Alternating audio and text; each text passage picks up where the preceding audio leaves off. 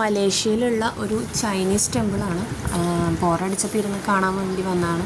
കോലാലംപൂരിലുള്ള സെൻറ്ററിൽ തന്നെയാണ് ഈ ടെമ്പിൾ വരുന്നത്.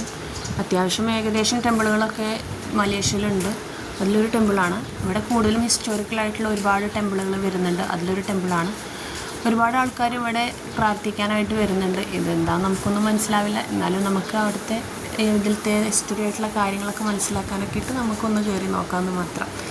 ഒരുപാട് ഇൻറ്റീരിയൽ വർക്കൊക്കെ ഇട്ട് പണ്ടത്തെ കാലത്തെ രീതിക്കുള്ള ഇൻറ്റീരിയൽ വർക്കുകളും കാര്യങ്ങളൊക്കെ ഇട്ട് കൊത്തുപണികളും കാര്യങ്ങളൊക്കെ ആയിട്ടുള്ള ഒരു ക്ഷേത്രമാണ്.